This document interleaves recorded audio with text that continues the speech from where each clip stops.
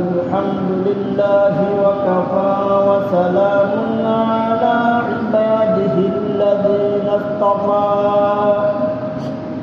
أما بعد فأعوذ بالله من الشيطان الرجيم بسم الله الرحمن الرحيم وما خلقت الجن والإنس إلا ليعبدون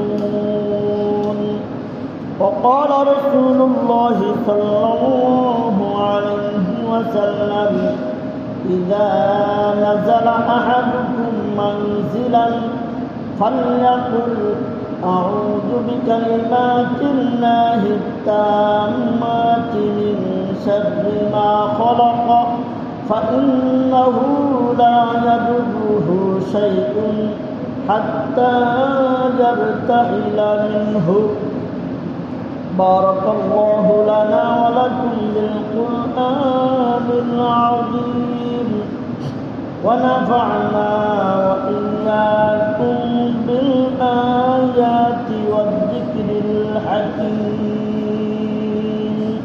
درس البرشوات اللهم صل على محمد وعلى آل محمد كما صليت على إبراهيم وعلى آل إبراهيم إنك حميد مجيد اللهم بارك على محمد وعلى آل محمد كما باركت على إبراهيم وعلى آل إبراهيم إنك حميد مجيد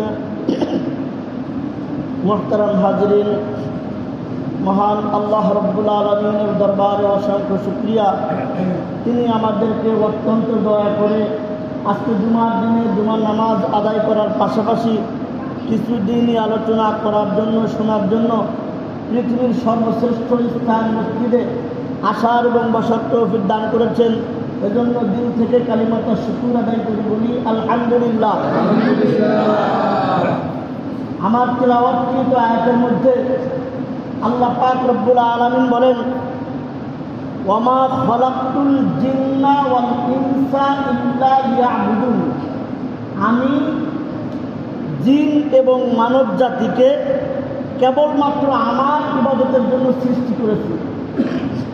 সৃষ্টি জগতের মধ্যে কেবলমাত্র মানব জাতি এবং জিন জাতিকে আল্লাহ তাআলার ইবাদত বন্দেগীর জন্য সৃষ্টি করা হয়েছে। মানব জাতির মতো কিয়ামতের মধ্য দিয়ে জিন জাতিও একদিন শেষ হয়ে যাবে। কিয়ামতের ময়দানে মানব জাতির যেমন হিসাব নিকাশ হবে, জিন জাতির হিসাব নিকাশ হবে। এরপরে রাস্তা কাহারও জান্নাত হবে আর কাহারও জাহান্নাম হবে। ফারিকুন ফিল জান্নাতি ওয়া ফারিকুন ফিস সাঈর, একদল জান্নাতে চলে যাবে আর একদল জাহান্নামে চলে যাবে। এই আয়াতে কারিমার মধ্যে আল্লাহ পাক রব্বুল আলামিন দুই জাতির আলোচনা করেছেন, একটা হলো মানব জাতি আর একটা হলো জিন জাতি। মানব জাতির আলোচনা আমরা অনেক করছি, আপনারা অনেক শুনছেন, কিন্তু জিন জাতির সম্পর্কে আলোচনা খুব কম হয়। এজন্য আজকে ইচ্ছা করছি ইনশাআল্লাহ জিন জাতি সম্পর্কে আপনাদের সামনে কিছু বলার চেষ্টা করব। জিন জাতি আল্লাহ তাআলার আজীব এক সৃষ্টি, যাদেরকে কোনো মানুষ দেখতে পায় না সাধারণত, কিন্তু জিন্নাত জিন জাতি মানুষদেরকে দেখতে পায়।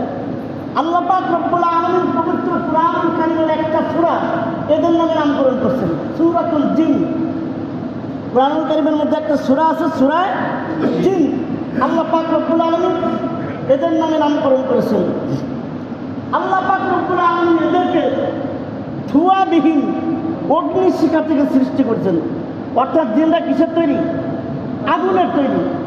আল্লাহ তাআলা সূরাতুর রহমানের মধ্যে বলছেন ওয়া খালাকাল জান্না মিন মারিজিন মিন নার। আল্লাহ তাআলা জিন জাতিকে ধোঁয়াবিহীন শিখা থেকে সৃষ্টি করেছেন। এখন কথা হলো, এই যে জিন জাতির কথা বললাম, আল্লাহ তাআলা এদেরকে সৃষ্টি করছেন কবে? আল্লাহ তাআলা এই জিন জাতিকে মানুষ সৃষ্টি করা 2000 বছর আগে সৃষ্টি করছেন। কত হাজার বছর আগে? 2000 বছর আগে আল্লাহ পাক রব্বুল আলামিন এই জিন জাতিকে সৃষ্টি করছেন। জিন জাতির পৃথিবীতে তারা সর্বত্র সব জায়গায় বিভিন্ন রকমের ফতনা ফাসাদ ছড়ানো শুরু করলো। তাদের গায়ে শক্তি বেশি, জিনদের তো অনেক শক্তি, ওদের চোখের অনেক পাওয়ার, তাই ওরা এগুলো পুঁজি করে পৃথিবীতে ফতনা ফাসাদ শুরু করে দিল। বর্তমানে অনেক অনেক জাতি এরকম আছে, শক্তি ক্ষমতায় অন্ধ হয়ে ফতনা ফাসাদ ছড়ায় না কি বলেন? আর ক্ষমতা পাইয়ে শক্তি পাইয়ে ফতনা ফাসাদ ছড়াতে শুরু করে দেয়। জিন জাতি পৃথিবীতে সব জায়গায় এরকম ফতনা ফাসাদ ছড়ানো শুরু করে দিল। আল্লাহ পাক রব্বুল আলামিন ফেরেশতাদেরকে আদেশ দিলেন যে জিন জাতিকে পিটিয়ে মাইরে তাদেরকে সমতল ভূমি থেকে ওই বিভিন্ন সমুদ্রের দ্বীপে পৌঁছায় দাও।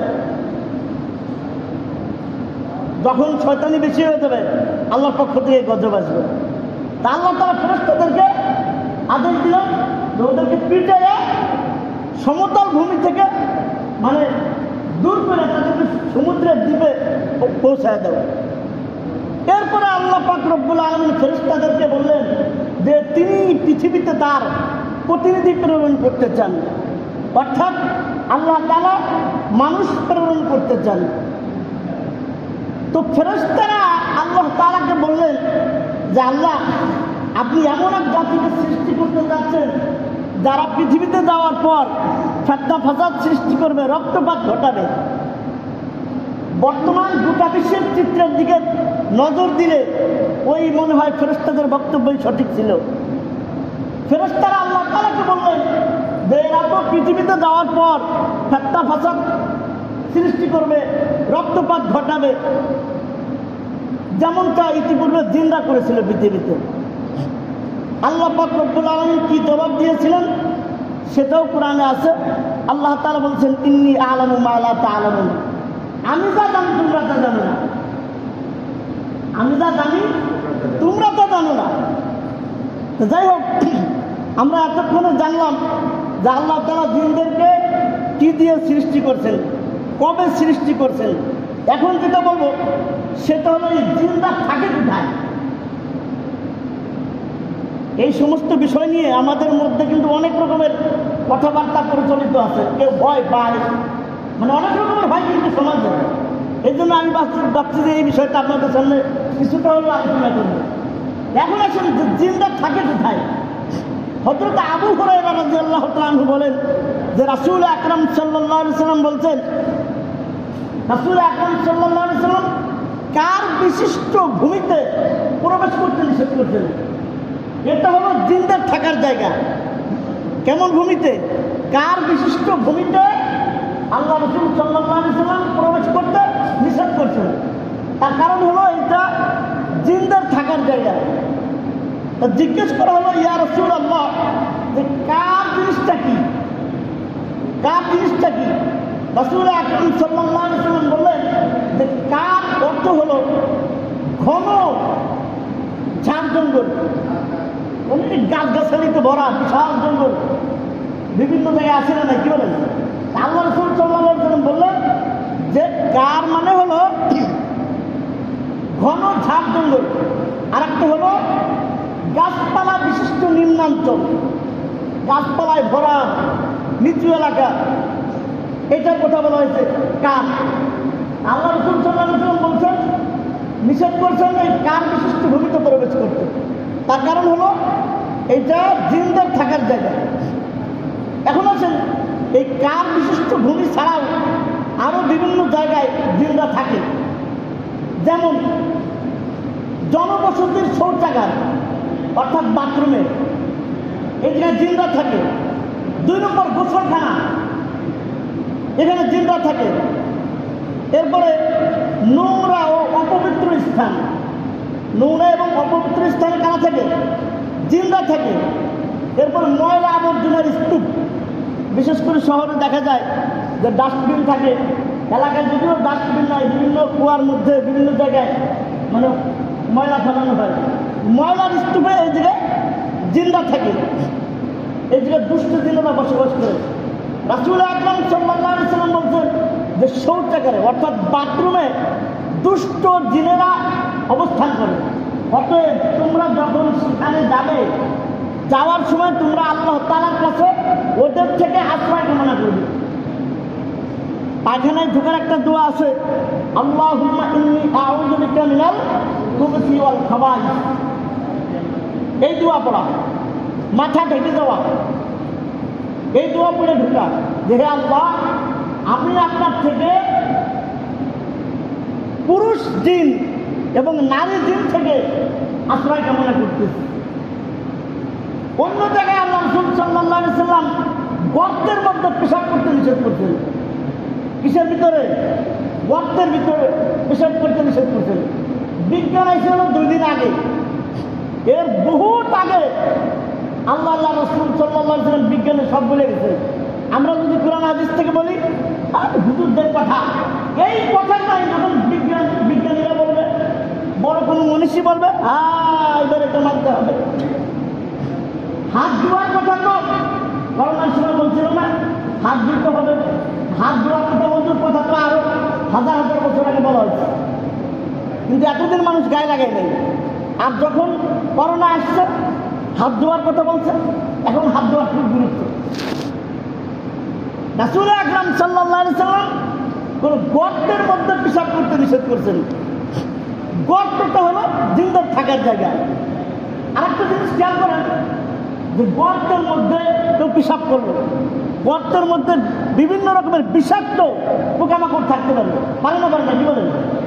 অনেক মানুষ আমরা দেখি, হয়তো আমরা কিছু বলি না, এই রাস্তার কাছে, এই ঘাটের কাছে, সব দেশে আর কোনো নাই যে কোথায় বাথরুম আছে না আছে, এই খেয়াল এক বেশি গেছে।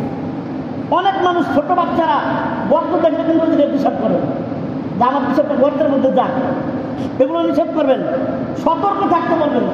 1 নম্বর হলো, যদি গর্তের ভিতরে থাকে, যাদের কথা বলা হলো, তাহলে তো মুশকিল আছেই।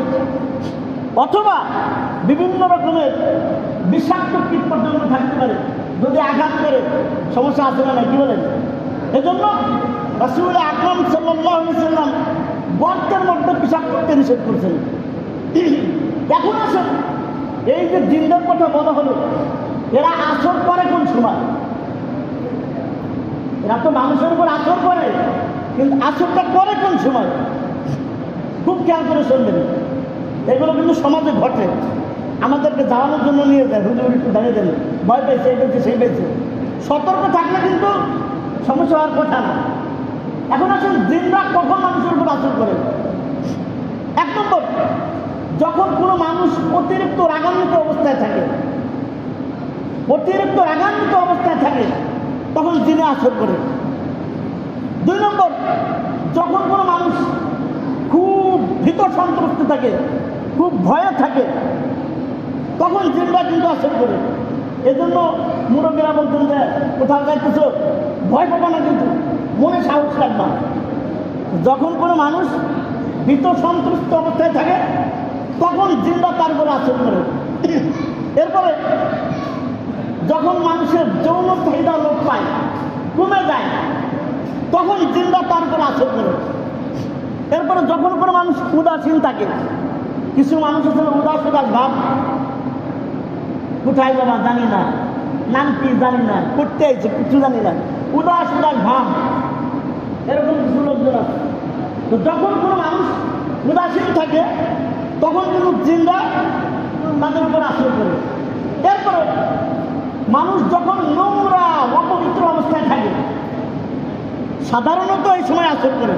যখন মানুষ নোংরা অপবিত্র অবস্থায় থাকে, তখন জিনরা তাদের উপরে আসর করে। এই বিষয়ে হয়তো বিস্তারিত বলতে গেলে আপনারা স্মরণ পাবেন, আমি স্মরণ পাবো। অনেক আমাদের সমাজে নারী পুরুষ এই পবিত্রতার বিষয়ে উদাসীন থাকে, কোনো গায়ে লাগায় না, অপবিত্র অবস্থায় আসে তো আসেই, বছর মধ্যে বছরের কোনো খবরই নাই। এই সময় কিন্তু ভয়ঙ্কর পরিণতি ঘটে। তো যখন কোনো মানুষ নোংরা এবং অপবিত্র অবস্থায় থাকে তখন জিনরা তাদের উপরে আচরণ করে। এরপরে জিনরা মানুষ যেমন একজন পুরুষ আর একজন নারীর প্রতি আসক্ত হয় না, আপনারা আবার মনে কিছু নেন না, মানে আমরা আমাদের ভাষার উপরে প্রেমে পড়ে, কি বলে, জিনরা কিন্তু মানুষের উপরে এরকম প্রেমে পড়ে, আসক্ত হয়ে যায়। তখন পুরুষ জিনরা নারীদের উপরে আসক্ত করে বসে, নারীরা পুরুষ লোকের উপরে আসক্ত করে বসে। এই জন্য আমরা বলি আপনার মেয়ে আপনার স্ত্রীকে পর্দায় রাখেন, চুল ছেড়ে দিয়ে একদম সাদা দিয়ে নিয়ে যান, তারপর তো যখন ধরবে তখন তো কবিরাজ ব্যাটে খাওয়াই অনেক সময় কাজ হয় না। এই বিষয়ে সতর্ক থাকা চাই। আপনার লাভের জন্য আমরা বলি, আপনারা তো ভাবেন যে হুজুররা এই ওয়াজ করে মনে হয় হুজুরদের কোনো লাভ আছে মনে হয়। আপনাদের হেফাজতের জন্য, আপনাদের লাভের জন্য, আপনাদের ভালোর জন্য, কল্যাণের জন্য আমরা বলি। এরপরে আসেন, জিনরা আসর করে যদি তাদেরকে কষ্ট দেওয়া হয়, কষ্ট কিভাবে দেওয়া হয়, যেমন তাদের গায়ে আঘাত করা, মনে করেন যে গরম পানি ছেড়ে দিয়ে আসছে, এমনিতে গরম পানি তো আসে, আবার যে গর্তের ভিতরে পেশাব করার কথা বললাম, পেশাব সাধারণত গরম থাকে, কি বলেন, আপনি যে গরম পানি ছেড়ে দিচ্ছেন ওর ভিতরে তো একজন বসে আছে, এরপরে তো সে আপনার উপর আসর করবে। এরপরে আসেন, তাদের যদি খাবার নষ্ট করে দেওয়া হয় তখন তারা তার উপরে খেতে যায়। জিনদের খাবার কি? জিনদের খাবার হলো হাড্ডি, জিনদের খাবার হলো গোবর। এরা যখন কোনো হাড্ডির কাছে যায়, হাতে নেয়, তখন কুদরতিভাবে ওই হাড্ডিটা গোস্তে পরিপূর্ণ হয়ে যায়।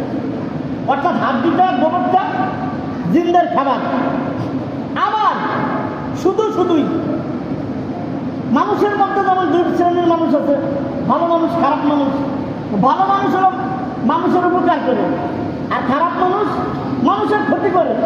জিনদের মধ্যে দুই শ্রেণী, ওরা কেউ আছে উপকার করে, আবার কেউ আছে ক্ষতি করে। তো মনে করেন যে কোনো কারণ ছাড়াই এমনিতেই মানুষের ক্ষতি করে, এরকমও কিছু আছে। মানুষের মধ্যে যদি শুধু কেউ উপরে অত্যাচার করে, ধরুন আমরা জানেন কোথাকার কোনো কারণ নাই, কিছু নাই, বিনা কারণে তুমি তার উপরে ঝাঁপাই করছি, জানেন। জিনদের মধ্যে এরকম আছে, শুধুই একজনের উপর আক্রমণ করে বসে। এখন কথা হলো, এতক্ষণ বললাম জিনদেরকে আল্লাহ কি দিয়ে সৃষ্টি করছেন, কবে সৃষ্টি করছেন, ওরা কোথায় অবস্থান করে। এখন কথা হলো বাঁচার উপায়টা কি? বাঁচার উপায় কি? জিনের আসর থেকে বাঁচার খুব সহজ এবং গুরুত্বপূর্ণ একটা আমল হলো আয়াতুল কুরসি পাঠ করা। কি পাঠ করা? আয়াতুল কুরসি। কুরআনুল কারীমের মধ্যে একটা আয়াত আছে, ওই আয়াতের নাম আয়াতুল কুরসি। হাফেজি কুরআন শরীফের প্রথম পৃষ্ঠায় আয়াতটা আছে, আল্লাহু লা ইলাহা ইল্লাহু আল হাইয়ুল কাইয়্যুম লা তাখুযুহু সিনাতুন ওয়া লা নাওম। যাদের মুখস্থ আছে তা আছেই, আর যাদের মুখস্থ নাই তারা মুখস্থ করে নেবেন। দুঃখ লাগে বর্তমান সমাজে অমুক দলের প্লেয়ার কয়জন, এই কয়জন, প্রত্যেকের নাম শুধু তার মুখস্থ, তার একদম বড় গোষ্ঠী কোথায় কে আছে তার নাম সহকারে মুখস্থ। আপনার আয়াতুল কুরসি মুখস্থ থাকে না কেন? আপনিও মুসলমানের সন্তান। আমাদের তো এমনিতে কত জিনিস মুখস্থ থাকে, এলাকার কত মানুষের নাম মুখস্থ, কত ব্যবসার নাম আমরা জানি, কত ওষুধের নাম আমরা জানি না। আস্তে আস্তে শুরু করেন। তো জিনের আসর থেকে বাঁচার খুব সহজ এবং একটা গুরুত্বপূর্ণ আমল হলো আয়াতুল কুরসি পাঠ করা। রাসূল আকরাম সাল্লাল্লাহু আলাইহি ওয়াসাল্লাম বলছেন, কোনো ব্যক্তি যদি প্রত্যেক নামাজের পরে আয়াতুল কুরসি পাঠ করে, তাহলে সে পরবর্তী নামাজ পর্যন্ত আল্লাহ তাআলার হিফাজতে থাকে। আল্লাহর হিফাজতে থাকলে তার আর দিন পরিচয়ের কোনো ভয় আছে? আরেকটা ফজিলত আছে, কোনো ব্যক্তি যদি প্রত্যেক নামাজের পরে আয়াতুল কুরসি পাঠ করে, হাদিস শরীফের মধ্যে আসছে, তার এবং জান্নাতের মধ্যে ব্যবধান শুধুমাত্র মৃত্যু। অর্থাৎ যারা পাঁচ ওয়াক্ত নামাজের পরে আয়াতুল কুরসি পাঠ করে, সে মৃত্যুর সাথে সাথে আল্লাহর জান্নাতে চলে যাবে। তাহলে পাঠ করার চেষ্টা করবো তো ইনশাআল্লাহ। আল্লাহ তাআলা আমাদেরকে তৌফিক দান করুন। এরপরে আসেন দিনের আসর থেকে বাঁচার আর একটা গুরুত্বপূর্ণ আমল হলো সকাল সন্ধ্যায় 3 কুল পাঠ করা। সকাল সন্ধ্যায় 3 কুল, কয় কুল? 3 কুল পাঠ করা, অর্থাৎ কুল হুয়াল্লাহু আহাদ এর 1 কুল, এরপরে কুল আউযু বিরাব্বিল ফালাক এই হলো আর 1 কুল, কুল আউযু বিরাব্বিন নাস। মোট কয় কুল হইল? এই 3 কুলের আমল করা। ফজর নামাজের পরে সূরা ইখলাস 3 বার পড়েন, সূরা ফালাক 3 বার পড়েন, সূরা নাস 3 বার পড়েন, পড়ার পরে হাতে একটা ফু দেন, ফু দিয়ে যতদূর সম্ভব এরকম মুছে নেন। এতে আল্লাহ তাআলা আপনাকে সব রকমের দিনের আসর থেকে আল্লাহ তাআলা হেফাজত করবেন। সহজ আমল না, কি বলেন? সূরা ইখলাস মানে কুল হুয়াল্লাহু সূরা, কুল আউযু বিরাব্বিল ফালাক, কুল আউযু বিরাব্বিন নাস মুখস্থ নাই এমন কোনো মানুষ আমার মনে হয় এই জায়গা নাই। তাই আমরা কিন্তু জানি, কিন্তু আমল করি না। আমি অনেক জানি, অনেক বড় আলেম, কিন্তু আমি আমল যদি না করলাম তাহলে আমার কাছে কোনো ফায়দা হবে না। দাদা সারা জীবন খালি চিনির বস্তা করছে, কিন্তু চিনি কোনোদিন খাইয়ে দেখে নাই মিষ্টি না তিতা। আপনি আমি অনেক কিছু জানি, কিন্তু আমল করলাম না। এজন্য আমল করা চাই।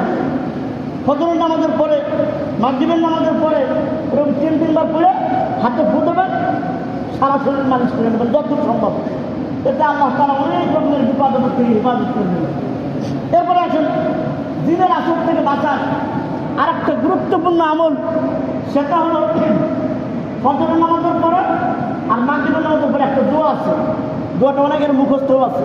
এই দোয়াটা 3 বার করে পাঠ করা। বিসমিল্লাহিল্লাযী লা ইয়াদুররু মা ইসমিহি শাইউন ফিল আরদি ওয়ালা ফিস সামাই ওয়া হুয়াস সামিউল আলিম।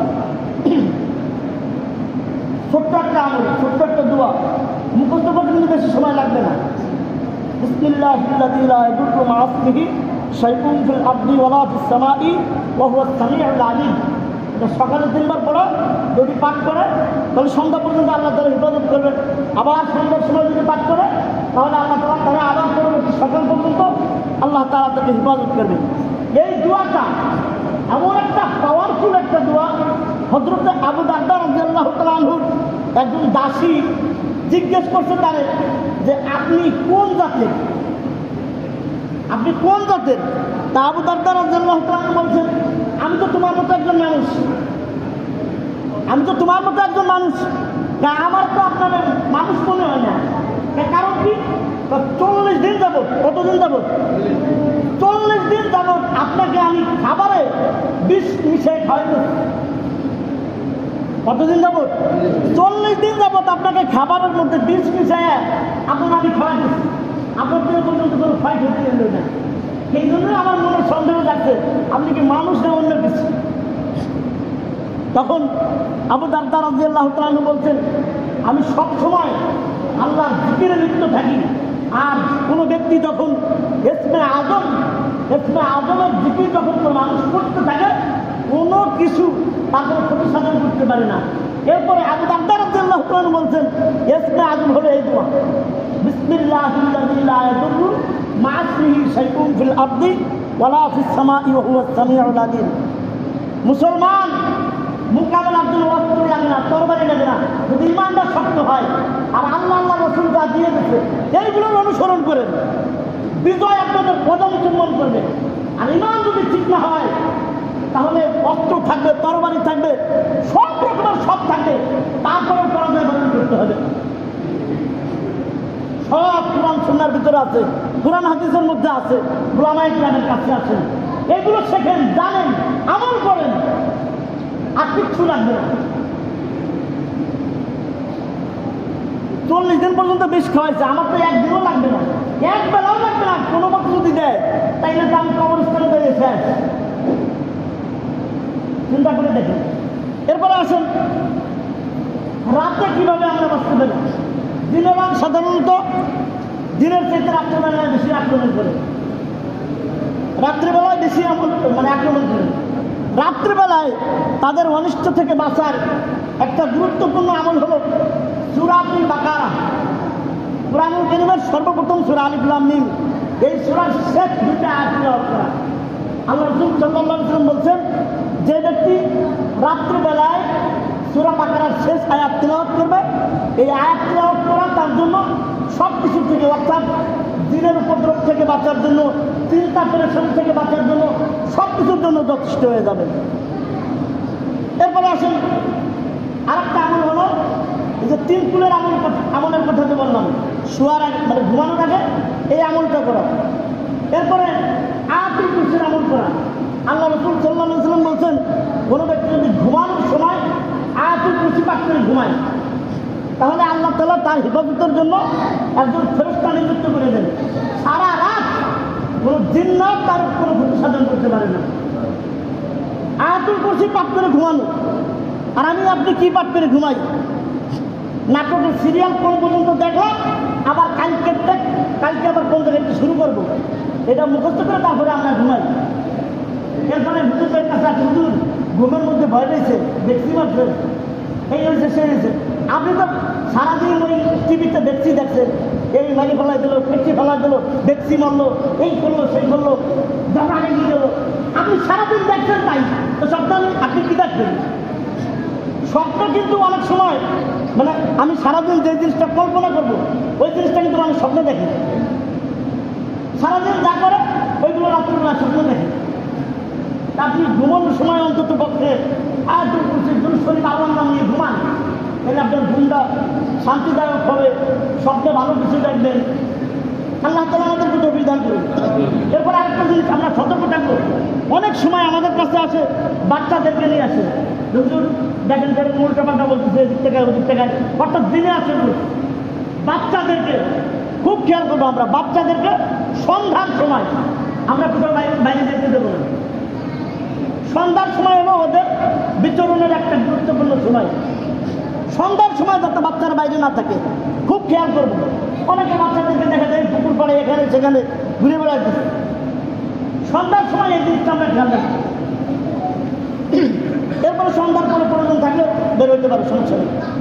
এরপরে আসেন, আমরা যখন বাড়ির থেকে বের হব, প্রত্যেকেরই জীবিকার তাগিদে বাড়ির থেকে বের হইতে হয়, কি বলেন? আমরা যখন বের হবো খুব সহজ একটা আমল, আমার মনে হয় এই আমলটা সবারই মুখস্থ।